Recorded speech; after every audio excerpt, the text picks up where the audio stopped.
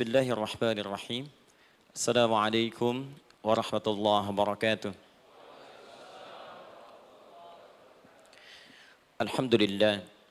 Wassalatu wassalamu ala rasulillah wa ala alihi wa sahbihi wa man wala wa ba'du.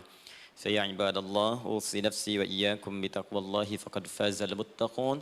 Fala tamutunna illa wa antum muslimun. Faqala ta'ala, ya ayyuhalladzina amanu taqullaha haqqa tuqatih wa la tamutunna illa wa antum muslimun. Saudara-saudariku hadirin sekalian, terkhusus barangkali seluruh dari stakeholder PT Pertamina EP, khususnya Pak Nanang Abdul Manaf, sahabat kami. Beliau sempat bersama di Libya dulu, 3 tahun terakhir tidak berjumpa. Alhamdulillah, semoga beliau dan jajaran semuanya disehatkan oleh Allah Subhanahu wa taala. Ya, Pak Alfian, Pak Khalid, ya dan seluruhnya dan hadirin sekalian tanpa kecuali, saya bermohon pada Allah Subhanahu wa taala semoga kita senantiasa dirahmati, diberkahi dan dimudahkan oleh Allah Subhanahu wa taala. Alhamdulillah, kita baru saja menunaikan salat zuhur berjamaah. Semoga salat kita diterima oleh Allah Subhanahu wa taala. Ada 2 hal yang paling penting tentang solat ini yang ditekankan dalam Al-Quran. Pertama, kenapa solat begitu penting ditunaikan? Karena ia akan menjadi pembeda antara Khalik dengan makhluk. Jadi kalau kita ingin bedakan Tuhan dengan hamba, maka di antara titik penting perbedaannya, kata Allah langsung itu terletak pada aspek ibadah, khususnya solat.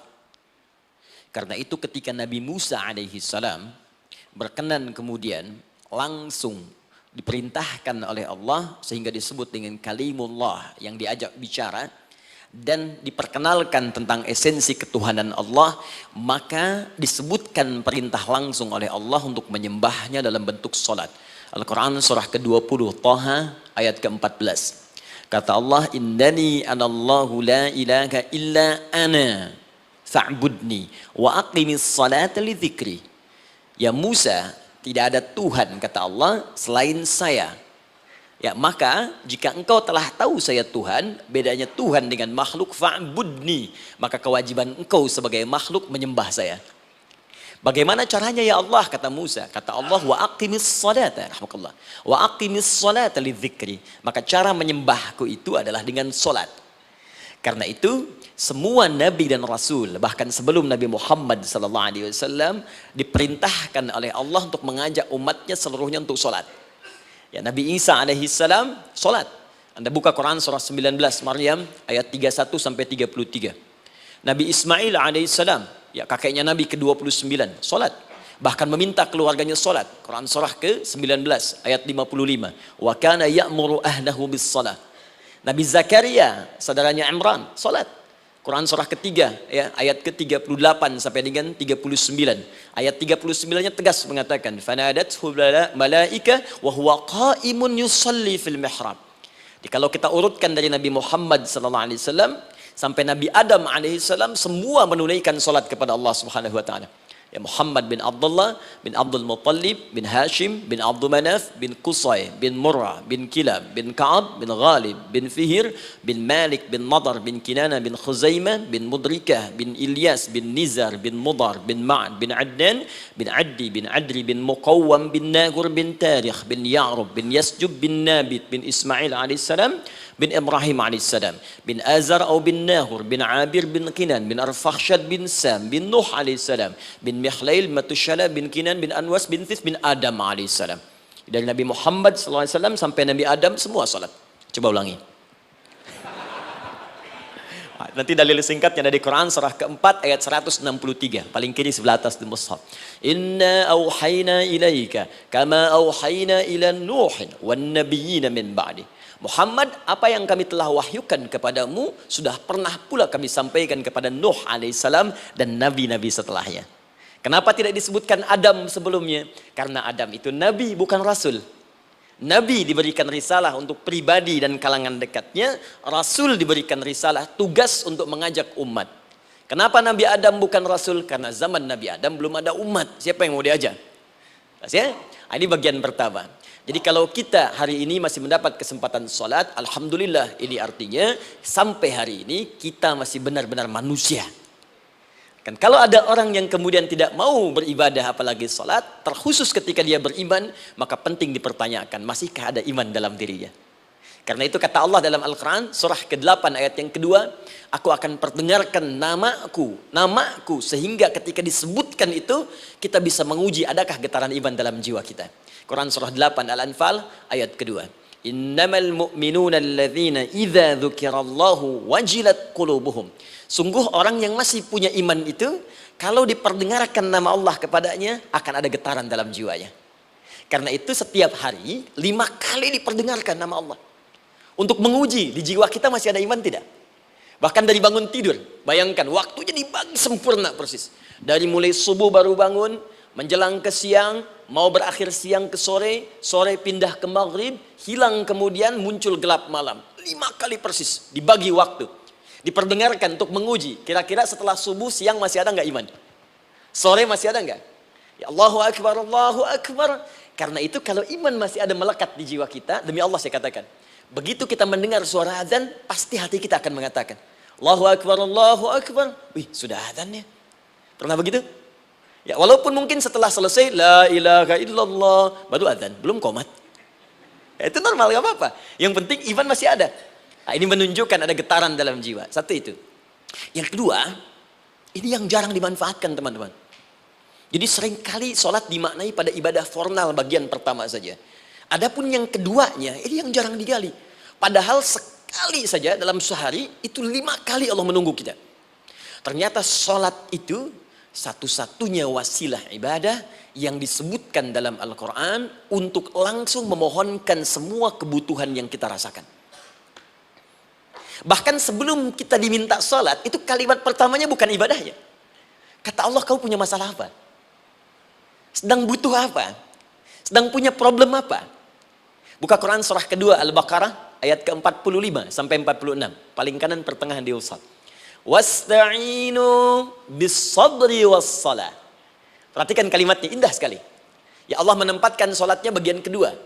Kata Allah, wasta'inu, hei hambaku, jika kalian punya persoalan dalam kehidupan, maka, perhatikan kalimatnya baik-baik, wasta'inu, mintakan solusinya kepadaku.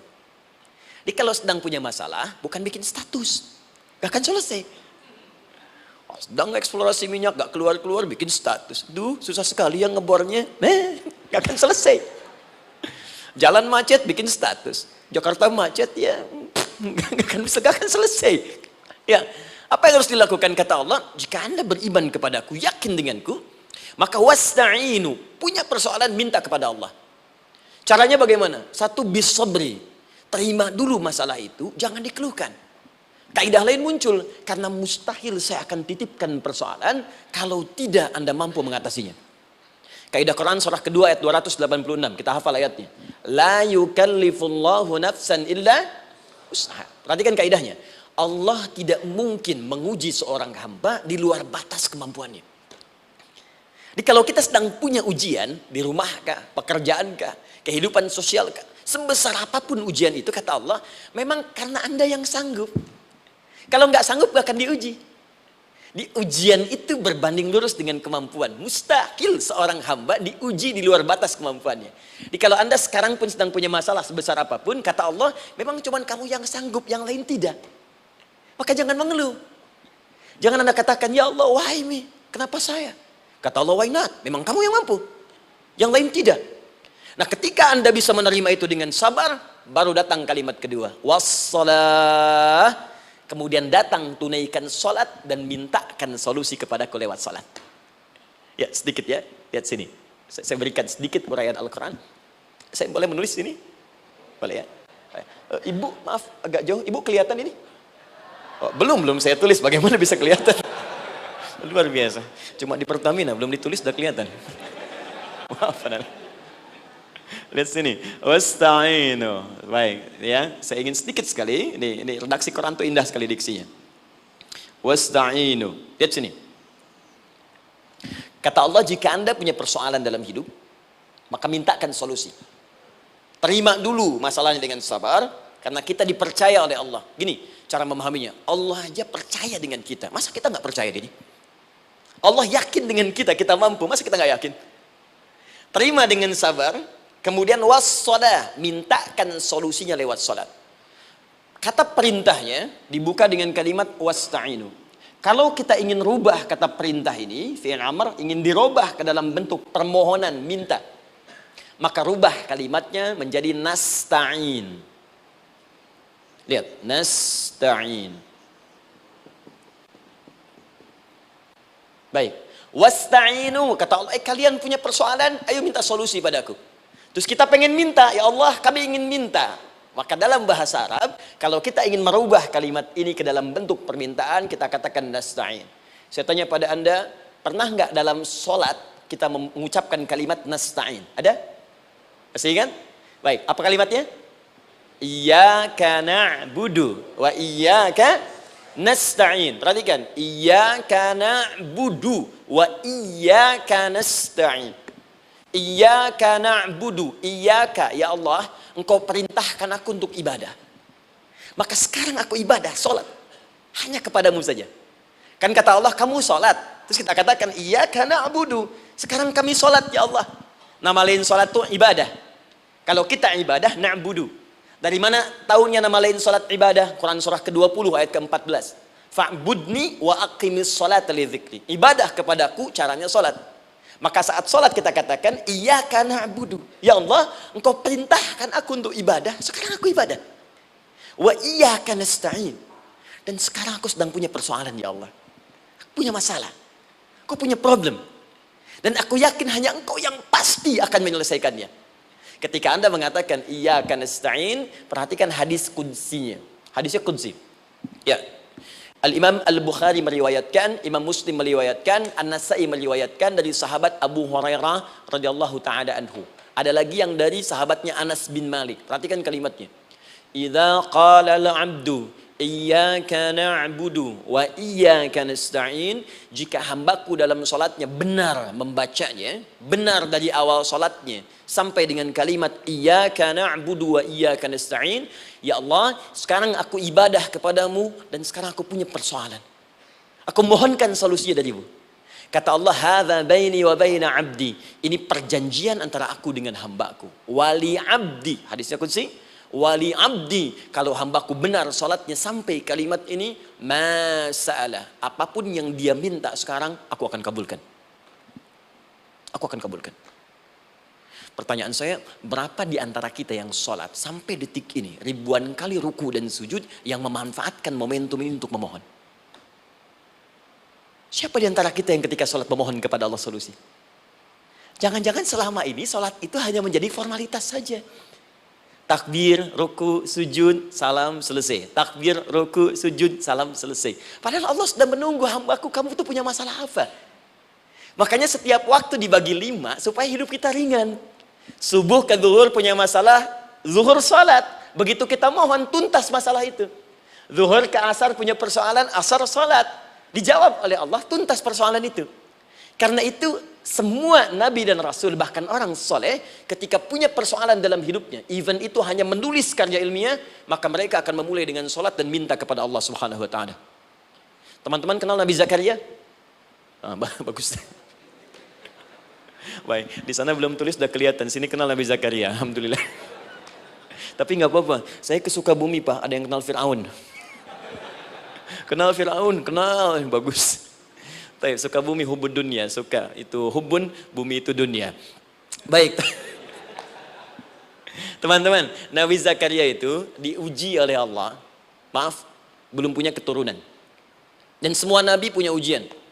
Jadi jangankan kita, nabi aja yang jelas surganya punya ujian. Ya, Anda pernah sakit, Nabi Ayub sakitnya lebih parah dari kita. Ya, Anda di keluarga belum ada keturunan, Nabi Zakaria pernah lebih daripada kita. Sampai rambutnya memutih, fisiknya sudah letih, dan menurut medis, maaf sekali, istrinya divonis tidak mungkin punya keturunan, monofus dan mandul, mustahil. Secara klinis, gak mungkin. Secara medis, tidak mungkin. Maka Allah tunjukkan satu isyarat yang sangat luar biasa. Jika Anda mendapati situasi, makhluk mengatakan ini mustahil dan sudah angkat tangan, ini tanda pertama dari Allah, langsung tinggalkan pendapat manusia, langsung memohon kepada Allah. Maka turunlah beritanya di Quran surah ketiga Ali Imran ayat 38 sampai 39. Paling kanan sebelah atas di mushaf. Sekarang perhatikan kalimatnya, saya mau sambungkan dengan Al-Fatihah tadi. Hunalika da'a Zakaria rabbah. Di mihrabnya Nabi Zakaria salat bermohon kepada Allah. Qala rabbi habli min ladunka dzurriyyatan thayyibah. Kemudian ia berdoa, Rabbi habli, ya Allah yang maha memberi tanpa batas. Ini adab pertama, kalau teman-teman mau berdoa, sebut nama Allah sesuai dengan hajat kebutuhan kita. Itu yang disebut dengan al-asma'ul husna. Di asma'ul husna itu bukan nama-nama indah yang sekedar dihafal, bukan. Tapi nama yang diberikan oleh Allah sesuai dengan kebutuhan hidup kita. Dalilnya Quran surah ke-17 ayat 110. Ya, paling kanan sebelah atas di mushaf, ke pertengahan. Ya, kata Allah, Qulid Allah. Jika Anda punya persoalan, sebut nama Allah. Allah Awir Rahman atau Ar-Rahman. Ayyamma tad'u, tapi kalau Anda ingin spesifik meminta, falahul asmaul husna. Pilih nama Allah, ia punya nama-nama yang indah sesuai kebutuhan kita. Jadi kalau teman-teman misalnya minta kelancaran rezeki, sebut ya Allah ya Razzaq. Anak mau ujian, ya Allah ya Al-Alim. Di proyek misalnya ada hambatan, ada gangguan, ya Allah ya Al-Jabbar ya Al-Malik. Ingin mudah mengatasi ujian, ya Allah ya Sabar. Minta. Ya, jangan semuanya disebutkan, nanti jadi beban. Ya, Allahumma ya Rahman ya Al-Malik ya Al-Quddus ya Sabar, gitu kan? Yang tadinya nggak punya masalah jadi punya masalah, gitu kan? Pilih salah satu. Nah, jika Anda ingin memohon pada satu hal yang mustahil menurut manusia, maka minta dengan menyebut nama Allah yang memberi tanpa batas, mustahil di dalamnya. Nama Allah tersebut namanya Wahhab. Wahhab. Ya Allah, ya Wahhab. Al-Wahhab. Kalau kita rubah dalam bentuk permintaan, maka singkat kalimatnya dengan hab. Hab. Untuk sendiri habli, untuk banyakkan hablana. Rabbana hablana min azwajina wa dzurriyyatina qurrata a'yun. Nabi Zakaria minta karena sendiri yang mengalami situasi itu, maka beliau katakan, Rabbi habli, ya Allah habli min ladunka, ya Allah yang tak punya batas dalam pemberian. Mereka mengatakan aku tak akan punya keturunan. Mereka mengatakan mustahil aku punya anak. Dan aku yakin kau memberi batas tanpa memberikan pemberian tanpa batas. Aku mohon darimu saja. Darimu saja. Dzurriyyatan thayyibah, keturunan-keturunan terbaik. Innaka sami'ud du'a. Engkau pasti mendengar doa saya. Kalau pada yang maha memohon saja, maha mendengar saja tidak mengabulkan, lantas kepada siapa lagi aku mesti minta? Tapi poinnya bukan itu. Poinnya adalah ini disampaikan oleh Nabi Zakaria dalam keadaan sedang sholat. Masih berdiri dalam sholatnya. Dalam bahasa Arab berdiri disebut dengan qaimun, qaim, berdiri. Sedang sholat disebut dengan yusolli. Perhatikan ayat 39-nya. Fanadathul malaikatu wa huwa qaimun yusolli fil mihrab. Maka seketika ketika doanya selesai dipanjatkan, sholatnya belum selesai. Doanya selesai dipanjatkan, seketika datang malaikat menyampaikan, kamu dapat kabar gembira, Anda akan punya anak, bahkan namanya langsung diberikan oleh Allah, Yahya, artinya hidup. Yang mustahil menurut manusia, lahir dari rahim seorang perempuan yang divonis monopos dan mandul, kata Allah, bagiku yang gak ada yang mustahil. Jadi dan hidup dia. Kapan itu terjadi? Masih sholat dan belum selesai dalam sholatnya, dalam keadaan berdiri. Sekarang saya tanya Anda, kita membaca iyyaka na'budu wa iyyaka nasta'in dalam keadaan ruku atau sujud? Sujud, berdiri. Berdiri teman-teman. Betul kan? Dalam keadaan berdiri saat baca Al-Fatihah. Iyyaka na'budu wa saat kita mengatakan wa iyyaka nasta'in, Allah balik bertanya, apa yang kamu butuhkan? Nabi Zakaria itu sholat dulu baru minta. Kita umat Nabi Muhammad karena keutamaan nabinya, sebelum sholat udah ditunggu. Butuh apa? Mau minta apa?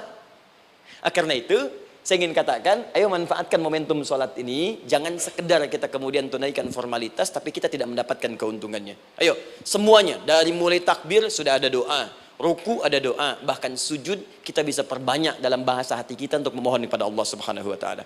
Jelas sampai di sini? Baik. Mudah-mudahan insya Allah doa kita dikabulkan oleh Allah Subhanahu Wa Taala. Ini baru mukaddimah, kita belum mulai. Ini pengantar. Tema kita hari ini tentang Al-Quran. Dan mudah-mudahan kita diberikan insya Allah kelancaran untuk bahasan kita. Dan topik ini insya Allah akan memberikan banyak manfaat dari apa yang kita kerjakan dalam keseharian kita. Saya mohon izin untuk melambatkan bacaan, karena tadi hanya mengantarkan saja. Teman-teman, kenapa mesti Al-Quran? Apa esensi Al-Quran? Dan kenapa Al-Quran diwahyukan pada Nabi Muhammad SAW? Apakah khusus untuk sekedar dibaca? Atau ada satu nilai yang sangat penting yang justru itu mengandung nilai mukjizat yang paling dalam dari Al-Quran? Yuk kita mulai dengan Al-Quran surah kedua Al-Baqarah ayat ke-38, paling kanan sebelah atas. Disambungkan dengan Quran surah kedua ayat 185, paling kiri pertengahan di mushaf. Quran surah kedua ayat 38 dengan Quran surah kedua ayat 185. Saya mulai dari kisah Nabi Adam, saya pelan-pelan. Nabi Adam saat diciptakan oleh Allah, kemudian diberikan informasi bahwa beliau akan bertugas di bumi, beraktivitas di bumi. Disampaikan di Quran surah kedua ayat 30, paling kiri sebelah atas. Wa idh qala rabbuka lil malaikati inni ja'ilun fil ardi khalifah. Kata Allah, dan pelajari, ingat ketika kami menyampaikan pada para malaikat, kami akan menugaskan satu makhluk, manusia namanya Adam, di bumi tugasnya, untuk menjalani hidup di bumi. Nah, secara singkat, setelah Nabi Adam turun ke bumi di awal masa bersama Sayyidah Hawa, ya alaihi wassalam, maka ternyata bersamaan dengan turunnya Adam dan Hawa ke bumi itu, mereka berdua dibekali petunjuk. Yang dengan petunjuk itu, ini yang dahsyat. Allah jamin semua aktivitas hidupnya, dari mulai yang sederhana sampai yang kompleks, pasti jika diikuti petunjuk ini, dia akan senang menjalaninya dan akan tenang mendapatkan hasilnya. Ya, perhatikan kalimatnya. Quran surah kedua ayat 38. Fokus. Qul nahbitu minha jami'a. Kata Allah, sekarang tiba saatnya. Adam, Hawa, turun kalian ke bumi. Kalau setan kita tinggalkan aja ya. Ini kita bahas Adam dulu. Turun kalian semua ke bumi. Fa imma ya'tiyannakum minni huda. Maka nanti sejak kalian tiba di bumi itu, aku akan turunkan satu petunjuk disebut dengan hudan namanya. Hudan. Fokus. Faman tabi'a hudaya, maka jika Anda dan keturunanmu mengikuti semua detil di petunjuk ini, fala khaufun alaihim walahum yahzanun, maka aku pastikan engkau dan seluruh keturunanmu akan menjalani hidup di muka bumi dengan tenang dan senang. Fala khauf, khauf itu gelisah, takut. Lawan dari takut apa? Tenang. Lawan dari gelisah, tenang. Kata Allah, jika Anda mengikuti tuntunan hidup yang ini, maka saya jamin semua hidupmu tenang. Walahum yahzanun, dan saya pastikan selama hidup di muka bumi itu kalian tidak akan pernah bersedih. Senang, lawan sedih itu senang. Jadi ternyata kita itu diminta tugas di bumi itu bukan untuk dipersulit. Jadi kalau ada yang hidup sampai saat ini sedih deh, di rumah tangga sedih, di kantor nggak tenang, pasti di antara poinnya bukan nggak mampu senang, tapi boleh jadi yang hidup ini tidak membaca petunjuk kehidupannya. Anda kerja di perusahaan, teman-teman ada yang di Pertamina, ada yang di yang lain. Kalau Anda nggak ikuti petunjuk, kan pekerjaan tidak akan berlangsung dengan nyaman kan? Kalau Anda nggak ikuti aturannya, bagaimana bisa mengerjakan petunjuk itu dengan nyaman? Maka apalagi hidup yang kompleks, kata Allah, sejak Adam saya turunkan, sudah ada petunjuk kehidupan, saya namakan dengan hudan. Anda ikuti petunjuk ini, maka langsung jaminan dari Allah, semua yang Anda jalani dalam hidup, pasti saya jamin senang dan tenang. Petunjuk ini disebut apa? Hudan. Nah, agak cepat. Di setiap masa, Nabi Adam selesai hidupnya, generasi kemudian berkembang, datang lagi Nabi Nuh, sampai ke Nabi Muhammad SAW. Perhatikan baik-baik. Setiap berganti generasi akan turun hudan sesuai dengan kebutuhan masyarakatnya pada saat itu. Baik, Nabi Musa menerima kitab apa namanya? Nabi Musa, Taurat. Taurat disebut hudan dalam Al-Quran. Muncul Nabi Musa, kitabnya disebut Taurat. Perhatikan baik-baik. Tahukah teman-teman ketika Taurat disebutkan dalam Al-Quran? Buka Quran surah ke-17. Ya, ayat yang kedua. Wa ataina Musal kitaba. Kami berikan kepada Musa kitab. Lihat, wa ja'alnahu hudan li bani Israil. Dan kitab yang kami berikan itu, yang disebut Taurat, Ali Imran ayat yang ketiga, wa anzalat Taurata wal Injil. Kami berikan Taurat kepada Musa. Nah, saat Allah turunkan Taurat itu, hudan li bani Israil. Isi Taurat ini adalah petunjuk kehidupan khusus untuk Bani Israel saja. Umatnya Musa. Jadi kalau umat Nabi Musa mengikuti petunjuk hudan, Taurat ini, kata Allah, saya jamin semua hidupnya tenang dengan senang. Nabi Isa turun Injil. Injil disebut hudan dalam Al-Quran. Dan yang terakhir, saya cepat karena waktu kita terbatas. Ketika Allah menurunkan Nabi Muhammad SAW dan dipilih sebagai Rasul, maka saat yang bersamaan beliau pun diberikan petunjuk untuk umatnya. Dan dahsyatnya, petunjuk itu pun disebut dengan hudan. Buka Quran surah kedua, ayat 185. Syahrul Ramadan alladzi unzila fihi al-Quran. Di bulan Ramadan itu, kata Allah, saya turunkan Al-Quran. Kenapa saya turunkan Al-Quran? Hudal linnas. Saya jadikan Quran ini sebagai petunjuk, pedoman hidup linnas, bukan terbatas untuk satu komunitas, tapi untuk seluruh manusia sampai kehidupan berakhir. An-Nas disebutkan 241 kali dalam Al-Quran, menunjuk pada semua manusia tanpa kecuali. Ini bedanya Al-Quran dengan kitab sebelumnya. Taurat hanya untuk kalangan tertentu saja. Jadi selesai nabinya, selesai kitabnya. Injil hanya kalangan tertentu saja. Nabinya selesai, selesai kemudian misinya. Tapi Al-Quran tidak. Ini kalimat pertama langsung dari Allah. Walaupun nabinya wafat, tapi karena Al-Qurannya didesain oleh Allah untuk seluruh manusia sampai kehidupan berakhir, maka pasti Al-Quran itu di setiap masa akan mampu dijadikan pedoman dalam kehidupan. Nah, jadi prinsip pertama, ketika Allah menurunkan Al-Quran, sebenarnya tujuan utamanya bukan sekedar dibaca. Bukan. Tapi di dalamnya itu ada petunjuk hidup, Pak, Bu. Dan yang buat, yang menciptakan kita. Bukankah Anda kalau ingin memperbaiki sesuatu akan datang kepada penemunya, penciptanya? Anda punya handphone, ada masalah, kan datangnya ke counter handphone. Anda punya mobil, ada persoalan, bukankah datangnya ke dealer? Sekarang kita ingin tahu persoalan hidup kita. Ingin tahu gambaran hidup kita. Ingin tahu misi dan visi hidup kita. Kemana kita kemudian bertanya? Pada pencipta kita. Nah, kata Allah, ketika saya utus manusia pertama kali ke bumi, saya sudah turunkan bagaimana cara menjalani kehidupannya. Dan ternyata berita baiknya untuk kita diberikan oleh Allah satu petunjuk utuh, langsung disebutkan, isinya disebut dengan Al-Quran. Jadi dari Al-Fatihah sampai dengan An-Nas, dia bukan bacaan biasa. Semua di dalamnya ada petunjuk kehidupan kita dari mulai bahkan dalam kandungan sampai kita wafat kepada Allah Subhanahu wa taala. Kalau diikuti petunjuk ini, langsung turun jaminan dari Allah. Hidup kita pasti akan tenang dan nyaman. Saya bacakan cepat ya. Tapi nggak usah ditulis, nanti kalau teman-teman agak terlambat mengikutinya, Anda buka kembali rekamannya, Anda boleh runtutkan kembali. Saya baca cepat saja, dan ini insya Allah Anda hanya akan temukan dalam Al-Quran. Nanti saya berikan rahasia di akhir sebelum kita akhiri. Yuk, satu, Anda silahkan bandingkan dengan buku manapun, referensi manapun, Anda hanya akan temukan dalam Al-Quran. Dari sejak sebelum lahir, bagi perempuan yang tengah mengandung, langsung Allah berikan tuntunan bagaimana agar kandungan itu berjalan dengan sehat, nyaman, dan mudah ke persalinan. Quran surah ke-7 ayat 189.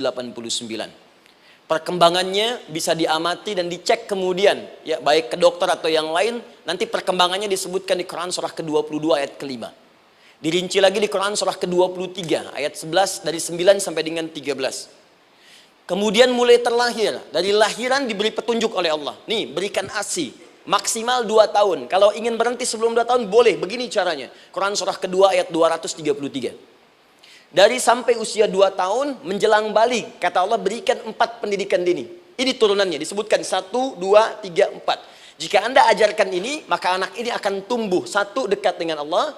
2, dijamin taat pada orang tuanya. 3, dia akan baik dengan lingkungannya. Dan 4, dia akan bertahan dalam kebaikan sampai dia dewasa. Quran surah ke-31 ayat 13 sampai dengan 19. Usia 7 tahun, ya, mulai dia balik misalnya, dia akan mulai belajar.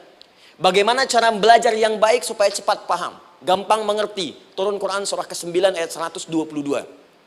Amalannya di Quran surah 96 ayat yang pertama. Kemudian rinciannya diturunkan di Quran surah kedua ayat 282 di ujung ayatnya.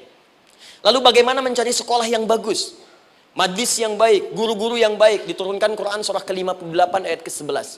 Dicontohkan tentang Maryam dan Nabi Isa alaihissalam di Quran surah ketiga ayat 35 sampai dengan 37. Naik lagi, dia mulai dewasa, ya, mulai bergaul, bahkan kadang-kadang merantau, punya tempat komunitas berbeda. Bagaimana supaya dia bergaul tidak terpengaruhi lingkungan yang tidak baik.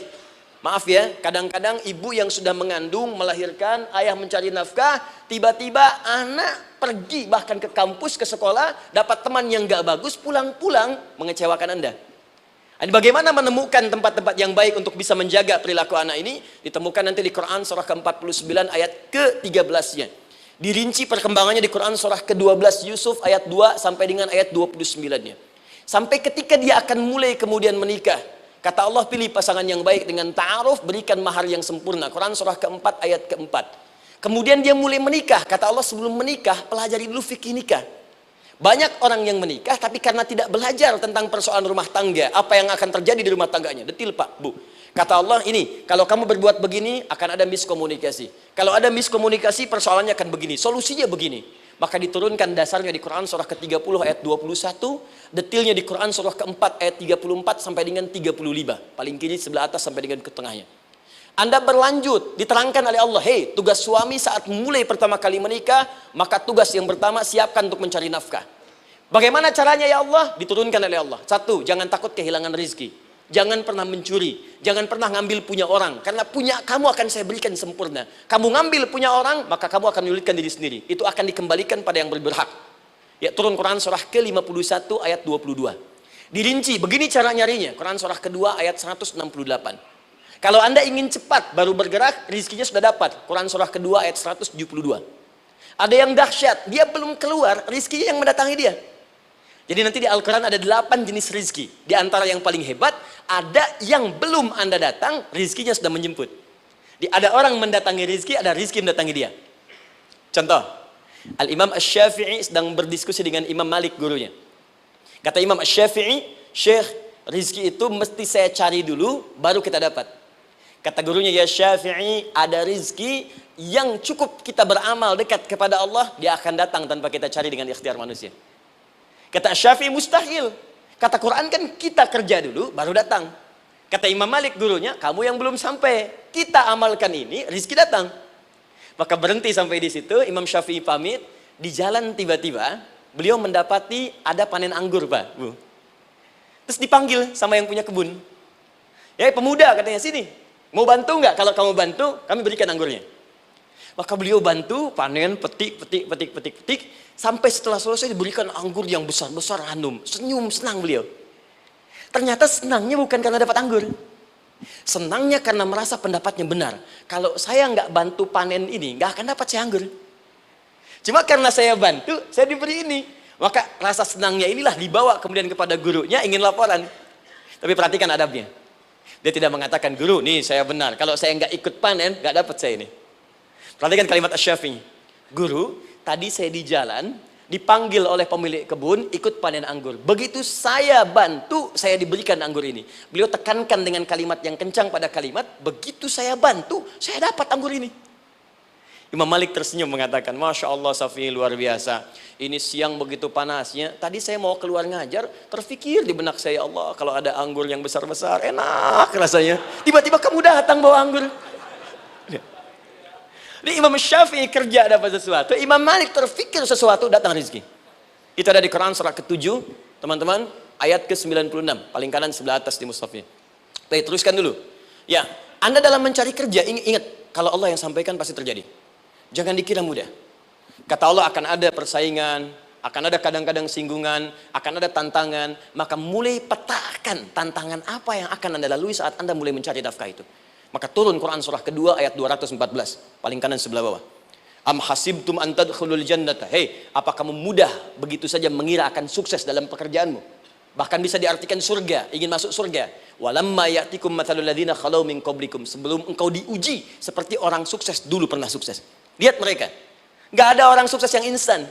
Cuman balikan telapak tangan dapat, tidak. Kata Allah, lihat orang-orang dulu. Lihat orang-orang hebat dulu, bagaimana mereka bisa kaya, bisa sukses, bisa punya posisi. Masat umul ba'sa, petakan olehmu tantangan apa yang akan dihadapi saat engkau bekerja itu. Satu, kata Allah ba'sun, ada yang ringan. Ya, ba's. Ba'sa jamak dari kata ba'sun. Dua, dara. Dia sudah menengah, jamak dari kata durun. Tiga, zilzal. Ini yang paling tinggi puncaknya. Jadi kalau Anda sudah mendapatkan ini, yakinlah, berarti Anda akan mendapatkan posisi yang tinggi. Karena mustahil orang besar diuji dengan ujian yang kecil. Zilzal, ini bagian ketiga. Ba'sa, ba'sun, mulai. Kira-kira tantangan-tantangan ringan apa saja yang akan Anda hadapi? Ya, kalau saya contohkan misalnya dengan contoh yang lain singkat, Anda mau ke masjid, ingin konsisten, mulai hijrah, ingin dekat dengan Allah, tiba-tiba yang tadinya nggak mau ke masjid, mulai ke masjid, diuji dengan hujan. Hujan kecil, rintik-rintik, shower. Begitu hujan, orang Arab mengatakan kalau hujannya bisa lewat tanpa payung pun, orang Arab mengatakan la ba'sa. La ba'sa ini ringan. Orang kita sambungin, labas. Dari bahasa Arab, lewat. Nah, jadi kalau Anda mau berangkat nih, siap bekerja, siap hadapi tantangan. Baru mau lewat hujan kecil, berarti itu tantangan kecil kita lewati. Macet, petakan, cari jalan yang kemudian sempurna, jalan yang kosong, buka Google-nya, buka Waze-nya, buka map-nya, cari. Jadi kalau pada yang kecil aja belum kita lewati, bagaimana mendapatkan yang besar? Anda mau ke masjid, dikasih hujan kecil, mau berangkat gak jadi. Papa, kenapa gak jadi? Hujan mah, kan ada payung, takut riak. Tuh. Setelah itu dara, maaf, tantangan fisik. Kadang-kadang mulai ke fisik, mulai mengganggu. Ya, maaf, dirincikan kemudian oleh Al-Quran. Turun Quran surah ke-21, ayat 87 sampai 88, kisah Nabi Yunus alaihissalam. Yunus beraktivitas, bekerja, bukan berarti nggak ada tantangan. Kadang-kadang dibawa, kadang-kadang diusir, kadang-kadang Anda dapat misalnya proyek, kadang-kadang sudah mulai, masukkan tender, tiba-tiba gagal, diserobot orang, kadang-kadang orang yang dapat, Anda yang ngajukan, itu biasa. Kata Allah itu biasa, bukan cuma Anda, yang lain pun ada. Bukankah Allah ajarkan kisah Sayyidah Hajar alaihissalam dengan Ismail? Bukankah bolak-balik naik Safa Marwah, kadang di atas, kadang di bawah, kadang lihat peluang, sampai Marwah ternyata bukan air. Terkadang Anda yang bekerja, tim yang lain yang mendapatkan karena kerja keras Anda, bisa jadi terjadi. Bukankah yang kerja keras Hajar yang dapat Ismail? Mungkin Anda yang konsep, yang dapat minyaknya orang lain. Mungkin Anda yang kerjakan, yang suksesnya teman Anda, gak ada masalah. Dan itu kemudian akan bermanfaat bagi Anda. Tidak mungkin setiap keringat yang keluar dari diri kita mustahil, kecuali akan melahirkan manfaat yang kembali pada diri kita. Tantangan. Tapi yang paling dahsyat, ini yang gak ditemukan di sebagian referensi yang kita baca. Ketika Allah menjelaskan semua tahapan-tahapan tantangan ini sampai ke puncaknya zilzal. Zilzal itu kalau bahasa sekarang gempa. Ada ujian yang menggoncang hati kita. Ketika Anda kerjakan, ya Allah, tantangannya dahsyat. Kenapa mesti saya, ya Allah? Kau nggak selesai-selesai, ya Allah. Itu wajar, teman-teman, itu biasa. Kata Allah, orang dulu saja mengatakan, mata nasrullah, kapan ini selesai? Berbahagialah kalau teman-teman sudah mendapatkan tantangan puncak yang paling tinggi ini. Ini artinya Allah sedang mempersiapkan Anda menjadi orang besar di kemudian hari. Dan cara mengatasinya diturunkan Quran surah ketiga ayat 142, paling kiri sebelah atas. Perhatikan dahsyatnya. Yang pertama diterangkan tantangannya, yang kedua dijelaskan cara mengatasinya. Saya mau berhenti sampai di titik ini, nanti saya terangkan cara berinteraksi dengan Al-Quran. Ya, perhatikan baik-baik. Kata Allah, jika kelak engkau sudah bisa memetakan tantangan ini, maka siapkan solusi untuk mengatasinya. Ayatnya dibuka dengan kalimat yang sama persis. Saya pernah sampaikan teori ini di dua perusahaan besar di Indonesia. Yang pertama ada satu perusahaan, karena ini direkam saya nggak sebutkan perusahaannya, perusahaan otomotif besar, sedang turun gratis, kemudian juga ada inflasi yang tinggi. Terus saya terangkan teori Quran. Dia praktekkan berhasil, Pak. Padahal saat itu saya presentasi di depan non-muslim. Non-muslim. Sales-salesnya se-Indonesia dikumpulkan, saya bedah tentang ini. Dan mereka berhasil. Sampai sekarang naik lagi. Yang kedua sama, ini direkturnya juga non-muslim. Tapi nggak apa-apa, kita diskusi. Dan mau mendengar teori ini. Dan praktekkan, naik. Ya, dulu di satu perusahaan minyak juga. Sedang turun, karyawan semua dikumpulkan. Lalu kita bahas tentang ini, kita terangkan. Yang ini yang paling menarik dari Al-Quran. Kalimatnya sama persis. Quran surah ketiga ayat 142. Am hasibtum an tadkhulul jannata. Apa Anda duga akan begitu mudah mendapatkan kesuksesan dalam hidup? Tolong fokus baik-baik. Jangan selalu mengartikan jannah dengan surga. Karena asal kata jannah itu artinya kesuksesan, kebahagiaan yang belum tampak. Surga, kenapa disebut dengan jannah? Karena itu puncak kebahagiaan kita yang belum nampak sekarang. Saya kasih rahasia ya. Ini antara kita saja nih. Kalau ada kata jim dengan nun di depannya, itu pasti tidak nampak, tersembunyi. Apapun tambahannya. Ya, misal, jin kenapa disebut dengan jin? Karena memang ketika diciptakan, dia tidak tampak, tersembunyi. Lawannya ins, karena itu kita disebut ins, karena saat lahir kita tampak. 18 kali disebutkan dalam Al-Quran. Ya ma'syaral jinni wal ins, wa ma khalaqtul jinna wal ins. Jadi jin disebut jin karena memang fitrahnya tersembunyi, nggak nampak. Jadi kalau ada jin melakukan penampakan, itu jin sedang kena masalah. Sedang keluar dari fitrah. Sama dengan manusia, harusnya tampak. Jadi kalau ada manusia yang senang sembunyi-sembunyi, dia sama dengan, bukan saya yang bilang, sedang punya masalah. Ke kantor, sembunyi-sembunyi, hati-hati Pak Alfian tuh. Biasa ada pintu depan, masuk pintu belakang. Suami di rumah, buka WA, sembunyi-sembunyi, Bu hati-hati tuh. Pulang lewat pintu belakang, berarti sedang punya persoalan dalam hidup. Setiap ada jim dengan nun, pasti tersembunyi. Ibu punya janin, rahim, dalam rahim ada janin. Kenapa disebut dengan janin? Jim, nun, ya, nun. Karena sosok itu belum nampak dalam pandangan kita. Nanti kalau sudah lahir, baru tampak. Jannah, kenapa disebut jannah? Karena belum tampak dalam pandangan kita. Nanti kelihatan. Karena itu dalam Al-Quran, kata jannah itu tidak dikhususkan dengan surga. Tidak dikhususkan dengan surga. Kadang-kadang menunjuk aspek kesuksesan yang belum tampak. Anda mau ngebor minyak, minyaknya belum tampak. Belum kelihatan. Anda mau kerja, ya hasilnya kan belum tampak. Baru ikhtiar sekarang. Karena itu orang Arab disebut kaya kalau mereka mendapatkan kebun yang tak tampak sebelumnya. Kebun anggur, bukan kurma, kalau kurma banyak. Kebun anggur, ada apel, ada jeruk, sampingnya ada sungai-sungai, disebut dengan jannah. Ya, kalau punya unta, nggak kaya di Arab, biasa. Karena yang kelihatan padang pasir, unta, hitam, merah, biasa. Tapi kalau sudah punya kebun, kebun anggur, yang sulit di padang pasir ada kebun, itu baru disebut kaya. Karena itu orang Arab kadang mengartikan jannah dengan aspek kesuksesan yang belum tampak. Diartikan dengan kebun anggur, kebun apel, dan macam-macamnya. Perhatikan, am hasibtum an tadkhulul jannah. Apa Anda duga ingin sukses itu begitu mudah? Sukses jadi tidak. Walamma ya'lamillahu alladhina jahadu minkum wa ya'lamas sabirin. Perhatikan baik-baik. Sebelum Allah memastikan pada diri Anda terdapat dua hal yang paling utama untuk mengatasi tantangan tadi. Satu, jahadu. Kesungguhan. Serius. Jadi kalau mau sukses, mesti serius. Kerja serius. Cintai pekerjaan Anda. Ya, belajar anak-anak serius. Pastikan belajar dengan serius. Jangan cuma anak-anak duduk paling belakang, nggak pernah nanya, kadang ngantuk, pulang. Ujian, besoknya mau ujian, baru belajar. Ya, sistem SKS, sistem kebun. Ya, kadang-kadang sejam, Bu, Pak. Saya pernah ada orang di luar ngadu waktu di Libya, Ustadz, gimana ini orang Indonesia? Kenapa? Saya belajar 3 bulan. Besok mau ujian. Teman antum orang Indonesia pinjam catatan saya baru semalam. Dia dapat 8, saya 7,5. Saya bilang, Anda belum tahu sistem SKS itu. Baik, ya. Tapi itu bukan solusi. Begitu ujian selesai, ilmu lupa. Itu poinnya. Jadi kalau hanya sekedar ilmu dipakai untuk ujian, pada prakteknya nggak akan terpakai. Ini banyak anak sekolah sekarang hanya belajar untuk ujian saja. Padahal kalau dipraktekkan, kadang kaitan dengan agama tinggi, Bu, Pak. Fisika itu dengan agama itu tinggi. Gaya F1 sama dengan F2, gaya gerak sama dengan gaya dorong. Gaya sedikit, maka keluarnya sedikit. Pukul kencang, bunyinya kencang. Imannya kalau kuat, amalan jadi banyak. Iman sedikit, amal pun sedikit. F berbanding lurus dengan P, hukum Pascal. Gaya berbanding lurus dengan tekanan. Masuk bab akhlak. Makin banyak gaya, makin banyak tertekan.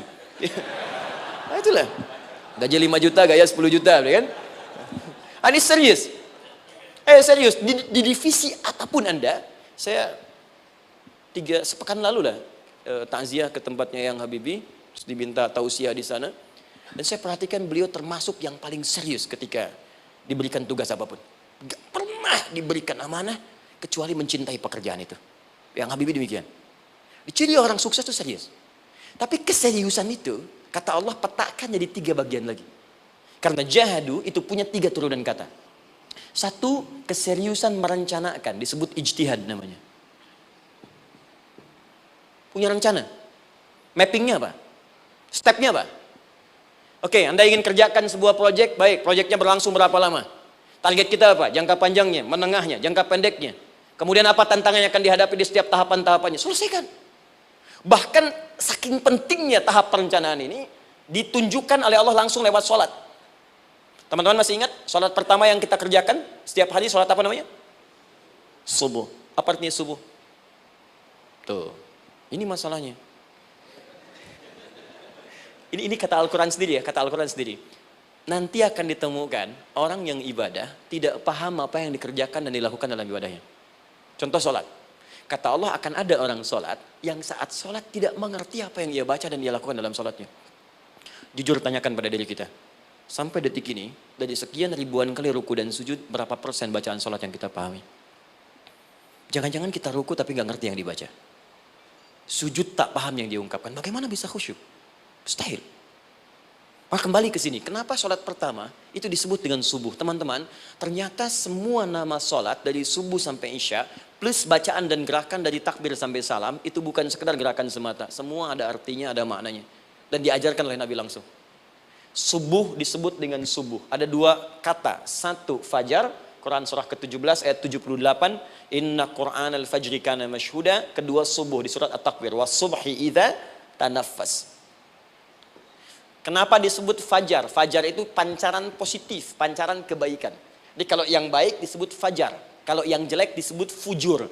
Fujur ada di Quran surah 91 ayat 7 sampai 8. Wa nafsi wa ma sawaha fa'alhamaha fujuraha wa taqwaha. Fujur itu rambatan, gelombang buruk yang muncul dari nafsu.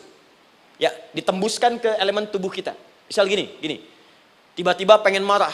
Ya, di tubuh kita mengatakan melotot, maka ini ada pancaran di hati kita nyambung kemudian ke mata. Ini rambatan dari sini ke mata disebut fujur namanya. Mau ke tangan pukul, masuk ke tangan. Itu rambatannya disebut fujur namanya. Ya. Yang baiknya disebut fajar. Ya, misal saya ingin sholat, tiba-tiba hati mengatakan sudah azan, merambat ke kaki, cepat melangkah. Cepat wudhu. Nah, itu rambatannya disebut fajar namanya. Atau infajar. Ini pasti ada, ya. Fujur nama lainnya nafsu. Disebutkan 115 kali dalam Al-Quran. Takwa, rambatan fajar, sumbernya takwa. Disebutkan 115 kali dalam Al-Quran. Di jiwa kita ada takwa, ada nafsu. Takwa yang dorong malaikat, disebutkan 88 kali dalam Al-Quran. Nafsu yang dorong setan, disebutkan sama 88 kali. Di setiap Anda akan mengerjakan satu hal, pasti akan yang mendorong pada yang baik, akan mencegah dari yang baik itu nafsu. Pasti itu. Pak Alpian mau tanda tangan proyek. Tiba-tiba disodorkan, Pak, ini Pak. Kok begini proyeknya? Perbaiki, karena ada yang nggak beres. Tapi fee-nya lumayan Pak, 1 miliar. Nggak bisa, jiwa takwa mengatakan jangan terima Pak. Bapak mengatakan maaf, ini jari tahiyat, gak akan pernah dipakai maksiat, perbaiki, datang lagi. Ini Pak, kok sama? Fee-nya diperbaiki Pak, 100 miliar. Nafsunya mulai berkata, terima. Takwanya bilang, jangan. Akhirnya beliau katakan, tangan tahiyat gak akan pernah dipakai maksiat. Tapi tunggu, saya istiqoroh dulu.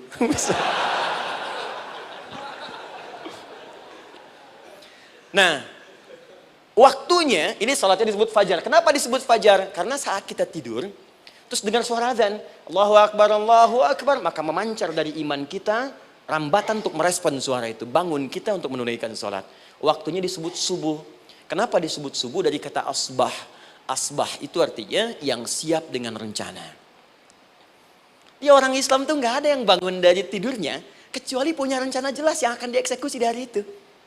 Makanya sebelum kita bekerja mengeksekusi itu, kita datang menghadap Allah supaya Allah berikan kemudahan di setiap aktivitas kita. Coba lihat manajemen Nabi. Bukankah sebelum tidur beliau istighfar dulu?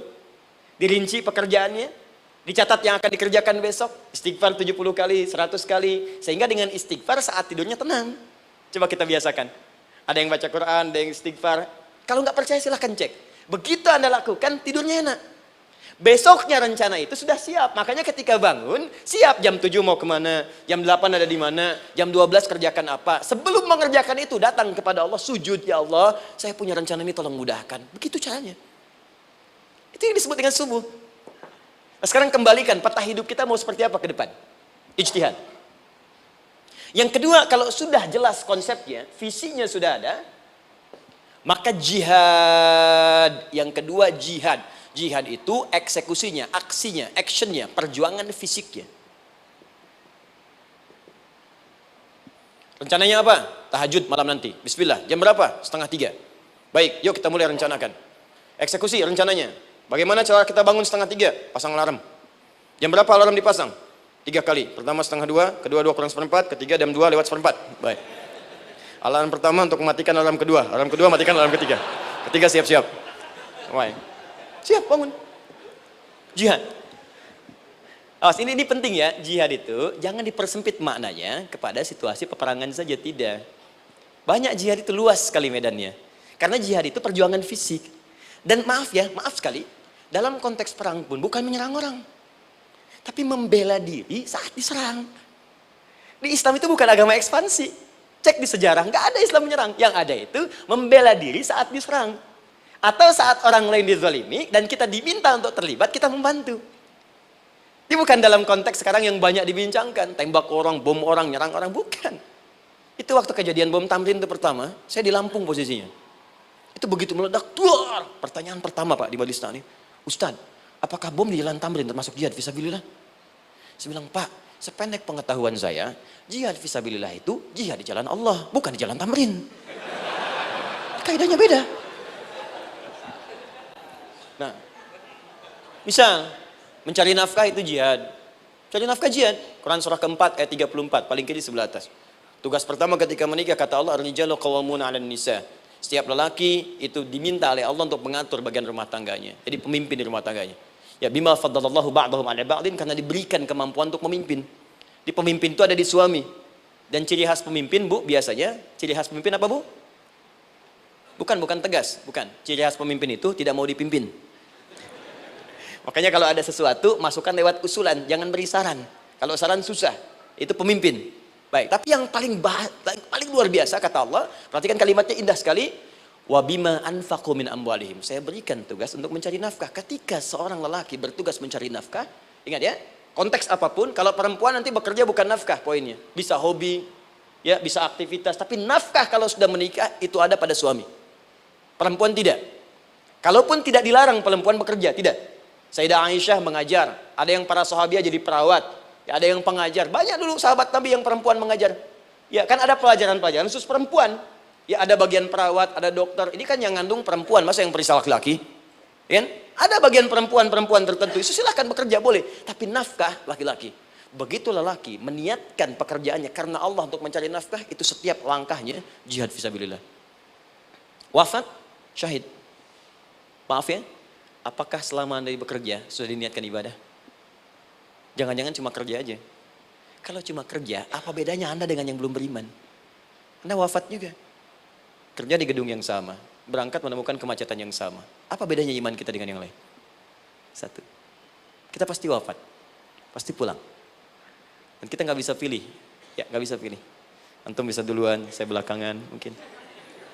Atau ditukar, saya belakangan, Anda duluan mungkin.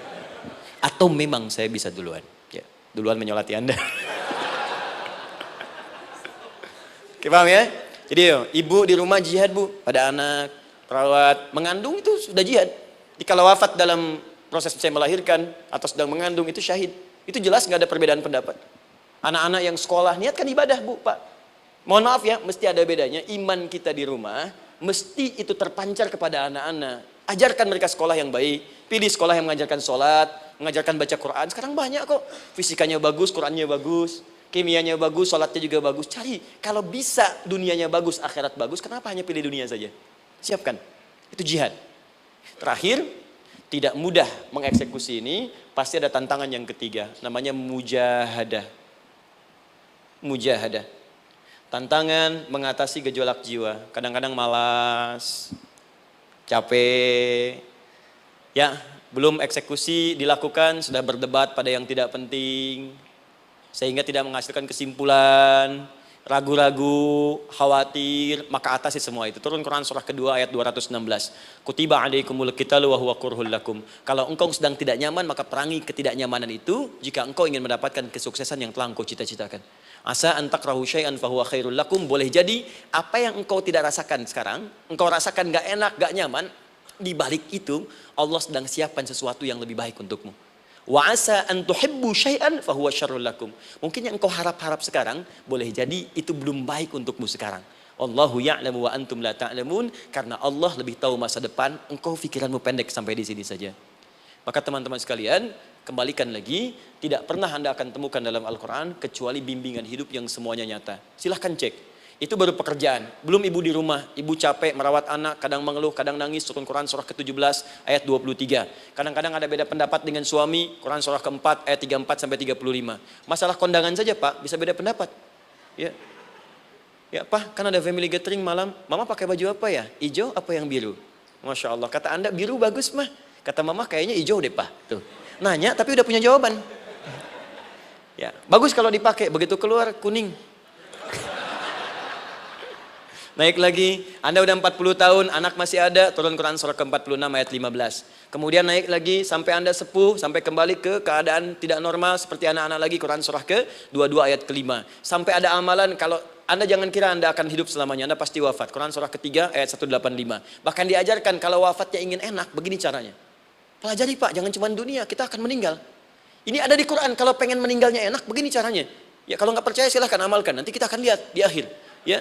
Betul, akan kelihatan. Quran surah ke-89 ayat 27 sampai 30. Kalau kalian nggak pelajari ini, silahkan kata Allah, saya berikan yang ini yang kedua sambil dipukulin malaikat. Quran surah ke-8 ayat ke-50. Sampai di alam kubur dijelaskan, kalau nanti Anda wafat, Anda pindah ke alam kubur, kalau ingin di kuburnya terang, nyaman, banyak rezekinya, lakukan amalan Quran surah ke-3 ayat 169 sampai 172. Tapi kalau Anda abai, Anda akan seperti Firaun dulu. Setiap pagi sampai petang ditampakkan neraka. Quran surah ke-40 teman-teman sekalian disampaikan oleh Allah langsung ya, dari ayat 45 sampai 46 ya. Sampai terjadi kiamat disampaikan Quran surah ke-75. Sampai dihisab, ada yang masuk surga tanpa hisab, Quran surah kedua ayat 25. Ada yang masuk neraka tanpa hisab. Ada. Kan yang kita tahu surga aja, masuk neraka tanpa hisab ada. Quran surah 18 ayat 99 sampai dengan 100. Sampai disebutkan surga yang paling indah nomor 1 bersama Nabi dan orang-orang soleh. Jadi kalau Anda masuk sini, tetangga Anda semua Nabi. Ya, depannya Nabi Ibrahim, belakangnya Nabi Musa misalnya, samping kirinya Nabi Yusuf, ya, samping kanan Nabi Muhammad SAW. Itu cuma 3 golongan, orang soleh, para syuhada, orang-orang jujur dalam kehidupan dunianya. Jadi kalau Anda jadi pekerja yang jujur, taat kepada Allah, Anda berpotensi masuk surga bersama semua Nabi dan Rasul yang pernah diutus. Ya. Baik, itu ada di Quran surah ke-4 ayat ke-69. Ada yang kedua di taman surga, Quran surah ke-51 ayat 15 sampai dengan 18. Ada yang surga seluas langit dan bumi, Quran surah ketiga ayat 133 sampai 134. Ada yang neraka yang biasa, ya, sebiasa-biasa nerakanya kebakar juga. Quran surah 4 ayat 56. Tingkat paling tinggi neraka jahanam untuk 2 golongan, munafik, ingat, munafik dan kafir. Jadi kalau Anda pun muslim, jauhi perbuatan munafik. Karena munafik akan mengantarkan langsung ke dalam neraka jahanam. Quran surah ke-4 ayat 140. Mana yang tidak ada? Mana yang enggak ada di Quran? Semua ada. Bisnis ada, ya, birokrasi ada, diplomasi ada, mengajar ada, ilmu ada. Karena itu saya mau tutup, jika kita ingin benar mengeluarkan petunjuk ini, seperti orang dulu pernah melakukannya, maka kata Allah melalui lisan Rasulullah, turun Quran surah ke-29 ayat ke-45. Satu ini aja kita kerjakan, insya Allah ini akan beda kita rasakan. Utslu ma wuhya ilaika minal kitab.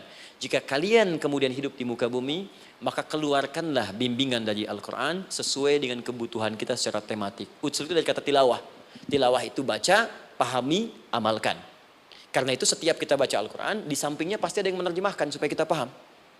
Betul kan? Ketika ada yang baca Al-Quran, di sampingnya ada siapa? Ya, sari tilawah kan? Baik, sari tilawah itu bahasa Indonesia. Ya, sari, sebetulnya tilawah saja. Tapi mungkin saat yang menerjemahkan dulu pertama di Indonesia, namanya Bu Sari. Karena itu disebut sari tilawah. Ya, kalau Adi mungkin ada tilawah gitu kan? Nah, jadi teman-teman, caranya begini. Anda keluarkan sesuai kebutuhan. Enggak semua ayat Quran mesti kita kaji. Kalau mau dari awal, dari akhir, bagus. Kalau baca silahkan. Hatamkan, Nabi juga hatamkan. Tapi kalau Anda ingin ambil sesuai passion kita. Anda pebisnis, kenapa nggak mengeluarkan ayat bisnis di Quran? Teman-teman yang diperminyakan, keluarkan ayat-ayatnya ada. Quran surah At-Tur, surah 52 itu, keluarkan. Ya, wal bahrul masjur, Dan jika Anda akan melakukan eksplorasi di laut, carilah laut yang punya nih kualifikasi begini, yang di bawahnya ada endapan tanah yang melahirkan api, kata Allah tuh. Itu potensial ada minyaknya. Kalau yang kerja di batu bara, turun Quran surah Fatir, surah 35 ayat 27 sampai 29. Ini jenisnya. Ada yang kelihatan dari jauh, ada yang harus digali, ada yang kelihatan dari jauhnya kelihatan hijau, ada kelihatan menghitam. Disebutkan langsung. Ada. Jadi kenapa nggak Anda turunkan dalam bentuk-bentuk tematik yang itu bagian kita? Ada yang pokok, ada yang spesifik. Yang pokok tentang sholat, karena semua orang sholat. Tentang ayah. Anda jadi ayah berapa tahun? Kenapa nggak dikeluarkan di Quran ayat-ayat tentang ayah? Kenapa nggak dikeluarkan di Quran ayat-ayat tentang ibu? Jangan jauh-jauh dulu bicaranya. Tentang belajar. Nah, nanti eksekusinya kalau mau cepat buka kitabnya Al-Imam Al-Bukhari. Ada kitab hadis, saya akhiri, yang dikarang oleh Al-Imam Al-Bukhari dan sangat populer. Apa nama kitabnya? Kalau hafal saya kasih hadiah. Apa kitab Imam Al-Bukhari yang populer? Ya.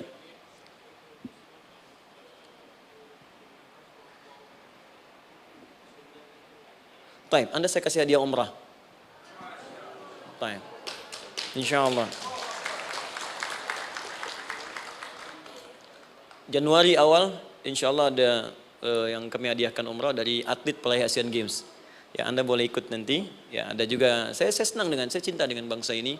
Jadi ada peraih Asian Games medali emas yang kemarin, itu akan kita berangkatkan umrah semua peraih medali emasnya. Nanti gelombang pertamanya bulan Januari. Ya 2020 nanti sekitar 3 bulan lagi insyaallah Anda nanti akan mengikuti. Ada juga nanti dari kalangan Polri, ada TNI juga yang akan ikut dan saya sertakan. Baik. Al-Jami As-Sahih Al-Musnad Al-Mukhtasar min umuri Rasulillah sallallahu alaihi wasallam wa sunanihi wa ayyami. Itu namanya. Ayo ulangi. Disingkat Sahih Al-Bukhari. Kenapa saya bacakan lengkap? Bukan karena singkatannya, tapi banyak orang sekarang baca buku, baca kitab hanya langsung ke isinya. Padahal setiap ulama ketika menuliskan judul kitabnya, itu pasti ada petunjuk di dalamnya. Kata Imam Al-Bukhari, Al-Jami As-Sahih. Kitab ini saya buat sebagai petunjuk umum miniatur kehidupan Nabi yang bisa kita ambil hikmahnya sekarang. Jadi kalau kita pengen tahu bimbingan Nabi di masa lalu, supaya kita terapkan sekarang, buka kitab saya ini. Semuanya mustad bersambung kepada Nabi. Sahih saya pastikan, saya teliti satu-satu. Al-Mukhtasar, saya persingkat gak bertele-tele. Nah ini poinnya. Min umuri Rasulullah SAW wa sunani wa ayyamihi. Ini semua pekerjaan Nabi selama 24 jam. Secara singkat saya tutup dibagi 97 pembahasan. Setiap 97 pembahasan, satu babnya itu berisi bimbingan hadis-hadis Nabi. Di situ ada bab tentang bisnis, kitabut tijarah. Bab tentang ilmu, kitabul ilmi. Bab bahkan tentang sakit, kalau pengen cepat sembuh apa? Kitabul marid. Bab tentang pemerintahan, kitabul imarah. Bab tentang penguatan iman, supaya naik gak turun-turun, kitabul iman. Anda tinggal pilih profesi apa, cari Sahih Al-Bukhari, harganya murah. Maaf, dibandingkan pulsa Anda pun masih murah kitab Al-Bukhari. Ya, beli 4 jilid cuma 350.000 yang bahasa Arab saja. Ya, kalau mau terjemahan, cari terjemahannya. Ya, dapatkan itu, keluarkan babnya sesuai profesi kita. Itu ketika dibuka kitab ini, yang pertama muncul ayat Quran dulu. Ini ayatnya, ini hadisnya. Ini ayatnya, ini hadisnya. Teman-teman gak usah baca semuanya, keluarkan passion Anda apa, di situ belajar. Sebulan saya belajar ini, besok saya pindah lagi. Sebulan topik ini, besok ke topik yang lain lagi. Saya kira insya Allah, kalau itu kita terapkan dengan baik, maka Al-Quran akan hidup dalam seluruh aktivitas kita, dan mudah-mudahan keberkahan akan diturunkan oleh Allah Subhanahu Wa Taala. Ya, tidak cukup dengan amin, mulai dulu. Ya, mulai dulu, petakan dulu, eksekusi dulu. Saya kira itu yang saya sampaikan. Anda punya hak dan kewajiban, hak Anda sudah dapatkan dan kewajiban kita semua untuk kembali beraktivitas. Saya mengucapkan terima kasih atas undangan dari pihak Pertamina untuk Anda seluruhnya. Saya ingin tanya, kalau jamaah di sini ada berapa kurang lebih? Kurang lebih yang rutin 500 ada 550. Baik, nanti saya hadiahkan mushaf sebanyak 550. Ya, dan itu nanti setiap ada kajian atau zuhur salat Anda bisa baca di sini, baca mushafnya. Kemudian yang kedua, saya nanti berikan buku untuk bacaan. Ya, itu buku yang saya berikan insyaallah tentang manusia. Jangan-jangan selama ini kita jadi manusia, kita tidak tahu mau kemana kita. Ya, itu saya keluarkan dari Al-Quran langsung, seperti apa Allah menerangkan tentang kemanusiaan kita. Saya juga hadiahkan sejumlah yang sama, 550. Nanti satu orang bisa mendapatkan satu-satu. Dan terakhir barangkali, mau hafal Quran? Oh mau, baik. Alhamdulillah. Alhamdulillah. Saya berikan mushafnya yang spesial. Nanti kita mulai dengan 10 juz dulu ya. Nanti saya berikan At-Taisir yang 10 juz. itu ada mudah untuk bisa menghafal Quran, mulai dari 10 juz dulu, nanti bisa disempurnakan. Saya berikan 550 Quran khusus untuk dijadikan sebagai hafalan. Nanti cara menghafalnya bisa dibuka saja di YouTube, nanti di situ ada cara kami menjelaskan. Dan bulan depan kita ada karantina akbar, jadi menghafal Quran dalam 30 hari. Alhamdulillah angkatan pertama sudah selesai, ada yang hafal 24 hari, 23 hari, 30 juz, bukan juz 30 ya. Ada yang 30 hari. Ya, ada juga. Sekarang sedang gelombang kedua. Mudah-mudahan di Pertamina ini juga insya Allah dalam proses bekerja ada juga yang menghafal dan hafal Quran insya Allah ya. Saya kira itu, nanti pulang dari sini dikabari. Kalau ada mobil disiapkan, kalau tidak ada kami juga coba antarkan. Nanti kami siapkan dan mudah-mudahan bisa bermanfaat untuk teman-teman. Kalau ada yang bisa saya lakukan untuk bersinergi di sini, untuk membuat teman-teman lebih dekat dengan Allah, sampaikan, dan saya dengan senang hati. Ya, saya datang sendiri, tulis sendiri, nerangin sendiri, ngapus sendiri, gitu kan. Terus juga berikan apa yang Anda butuhkan. Kalau dengan semua itu Anda belum juga dekat dengan Allah, ya saya harus bagaimana lagi, gitu kan. Baik. Kita berdoa, mudah-mudahan doa kita dikabulkan Allah. Ada 3 cara berdoa. Pertama, cukup dengan hamdalah kalau singkat. Kedua, kalau ada perselisihan, kifaratul majlis. Dan yang ketiga, kadang Nabi berdoa, sahabat mengikuti dalam momentum yang khusus. Saya ingin menggabungkan ketiganya. Mudah-mudahan dengan itu keberkahan diberikan luas kepada kita semua. Alhamdulillahi Rabbil Alamin, hamdan syakirin, hamdan na'imin, hamdan yuwafi ni'amahu yukafi mazida. Ya Rabbana lakal hamdu wa lakal syukru kama yanbaghi li jalali wajhikal karim wa li 'azimi sultani. Allahumma salli wa sallim wa barik ala rasulika karim nabiyyikal amin sayyidina Muhammadin wa ala alihi wa sahbihi ajma'in. Allahumma Rabbana la tada' lana fi maqamina hadha wa fi kulli maqamin dhanban illa ghafartah. Ya Allah, kami mohon jika ada satupun di antara kami saat ini yang hadir membawa ya Allah dosa-dosa dalam dirinya, jangan biarkan yang meninggalkan tempat ini kecuali Engkau telah ampuni segala dosa-dosanya. Wala hamman illa farajtah. Ya Allah, jika ada di antara kami yang tengah hadir saat ini ada kegelisahan dalam jiwanya, maka mohon jangan biarkan yang meninggalkan tempat ini kecuali Engkau telah tenangkan keadaan hatinya. Allahumma wala asran illa yassartah. Ya Allah, jika ada di antara kami yang tengah mengalami kesulitan baik di pekerjaannya, kehidupan rumah tangganya, maka dengan keikhlasan amalnya ya Allah angkat dan ringankan segala kesulitannya. Allahumma wala maridan illa syafaitah. Jika ada di antara kami yang tengah Engkau uji dengan penyakit seberat apapun, maka mohon angkat dan sembuhkan segala penyakitnya. Allahumma yassir lana umurana wa la tu'assir alaina. Ya Allah, mudahkan semua urusan kami, jangan berikan kadar ujian yang tidak kami sanggup mengatasinya ya arhamar rahimin. Allahumma alif baina qulubina, ati anfusana taqwaha wa zakki anta khairu man zakkaha, anta waliyuha wa maulaha. Ya Allah, mohon lembutkan hati kami untuk saling bersaudara dalam kebaikan, jauhkan kami dari perpecahan ya Allah, dan bersihkan jiwa kami agar kami bersih keadaan jiwa untuk bisa beramal dalam kebaikan dengan mendapatkan ridhamu. Allahumma rabbana atina fid dunya hasanah wa fil akhirati hasanatan wa qina adzabannar. Ya Allah, kami mohon anugerahkan segala kebaikan di muka bumi ini yang mampu kami raih, dan berikan kami segala kemuliaan di akhirat yang mampu kami dapatkan, dan mohon jauhkan kami dari segala ya Allah murka dan neraka-Mu. Allahumma barik lana ya Allah fi ailatina wa fi amalina ya Allah wa fi kulli ya Allah hayatina. Ya Allah, kami mohon anugerahkan keberkahan dalam kehidupan keluarga kami, di kantor, di pekerjaan kami, dan seluruh tahapan kehidupan yang akan kami lalui. Bi fadlika subhana rabbika rabbil izzati amma yasifun wa salamun alal mursalin. Subhanakallahumma wa bihamdika asyhadu an la ilaha illa anta nastaghfiruka wa natubu ilaik wa akhiru da'wana alhamdulillahi rabbil alamin. Thumma assalamu alaikum warahmatullahi wabarakatuh.